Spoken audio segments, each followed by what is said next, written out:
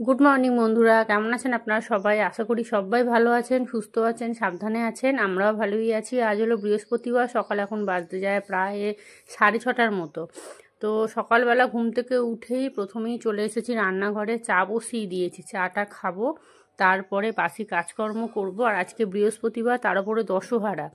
তো টিশানকে বলেছি ফুল এনে দিবি, ও ওই পড়তে যাবে। তো পড়তে যাওয়ার আগে ও আমাকে ফুলটা এনে দিয়ে যাবে। আর আজকে যেহেতু দশহারা, ভাত তো খাবো না, তো ওই লুচি পরোটা এইসবই খাওয়া হবে। তো এখানে চা বসিয়ে দিয়েছি, চাটা হোক, চাটা খেয়ে তারপরে ঘর ঝাঁট দেবো, মুছবো, বাসি কাজ সেরে স্নান করতে চলে যাব।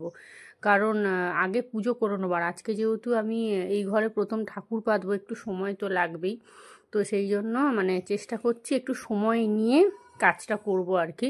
কারণ তাড়াহুড়ো করে না এগুলো হবে না, মানে সব ভেঙে ভুঙে যাবে লাস্টে। ব্যাগের মধ্যে ঠাকুরগুলো আছে, ধীরে সুস্থে বার করতে হবে, সিংহাসনটা মুছতে হবে, অনেক কাজ আছে টুকটাক।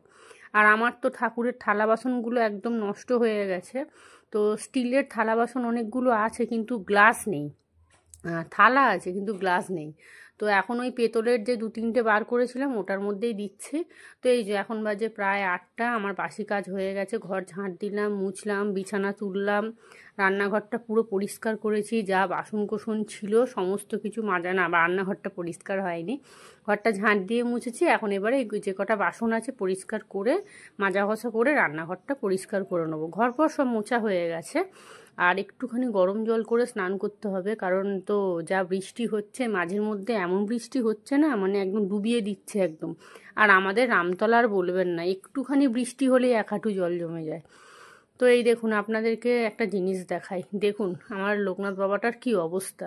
আর আমি এতদিন জানতাম আমার এই লোকনাথ বাবাটা পাথরের, কিন্তু এটা অ্যাকচুয়ালি প্লাস্টিকের ছিল। দেখছেন, ওই নিচটা পাথরের ছিল। ওই নিচে যে উনি যে বসে আছে না, যে থাম্বাটা, ওইটা পাথরের ছিল, কিন্তু লোকনাথ বাবাটা অ্যাকচুয়ালি প্লাস্টিকের ছিল। তো আমার থেকে প্রায় 250 টাকার মতো দাম নিয়েছিল। এখানে সিংহাসনটা ভালো করে মুছে নিয়েছি, ঠাকুরগুলো সব বার করেছি। আর লোকনাথ বাবাটা দেখে খুবই খারাপ লাগলো। তো ব্যাগের মধ্যে এরকম ভেঙে, আমার মনে হচ্ছে এটা ভাঙেনি, ভাঙলে তো মুচকে যেত।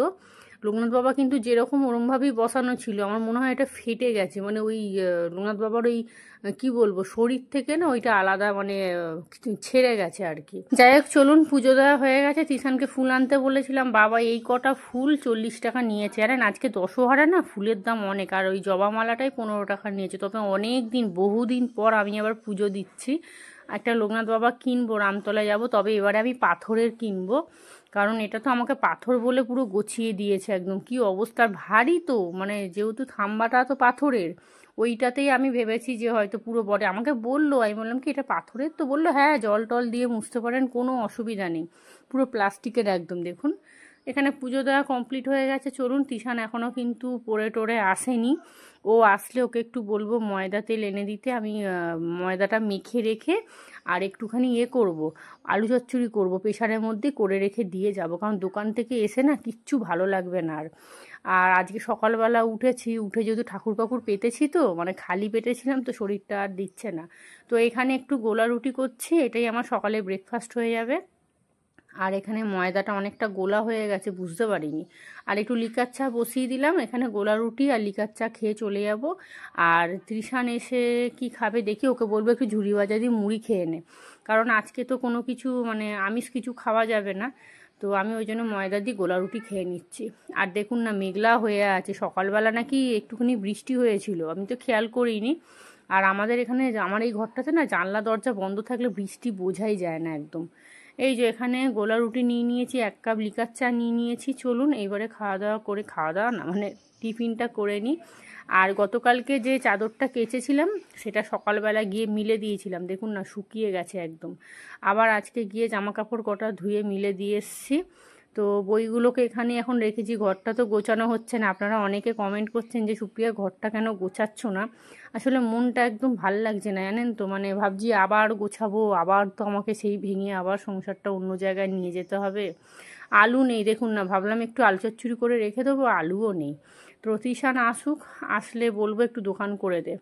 তো চলুন এখন এই বিছানার চাদরটা রেখে দিই, আর এই বিছানার চাদরটা পেতে দেবো। কারণ তিশান আবার সুতির চাদর ছাড়া না ও আবার শুতে পারে না, মানে বলে কি মা গা কুটকুট করে। তো এখন বাজতে যায় প্রায় 11টা। আমি রেডি হয়ে গেছি, আর কি কি করেছি আপনাদের দেখাই। প্রেসারে আলু চচ্চড়ি করেছি কালো জিরে কাঁচা লঙ্কা দিয়ে।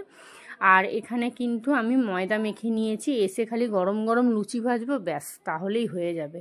আর এখানে যে তেলটা ছিল বোতলের মধ্যে, এগুলো এখন এরকমভাবে ঢেলে রেখেছি, আর তিশানকে বললাম ওই বোতলে তেল এনে দে। আর আমাদের বাড়ির সামনেই মুদিখানা দোকান, জানেন, কোনো অসুবিধা হয় না। জানলাটা দিয়ে যাই, কারণ যদি জোরে বৃষ্টি আসে না, আমার পুরো একদম গ্যাস ওভেন পুরো ভিজে একবারে অবস্থা খারাপ হয়ে যাবে। তো গ্যাসটাও অফ করে দিলাম। চলুন, তিশান মায়ের বাড়ি চলে গেছে। মানুষের আয়না দেখে তার মুখটা কেমন হয়েছে বা কেমন লাগছে দেখার জন্য, আমি এখন আয়না দেখি আমার চেহারাটা কত রোগা হয়েছে সেইটা দেখার জন্য। দুপুর এখন 3টে বাজে, এসে গরম গরম লুচি ভেজে নিয়েছি, আলু চচ্চড়ি, আর আসার সময় একটু মিষ্টি নিয়ে এসেছিলাম। তো দশহারাটা এইভাবেই কাটালাম।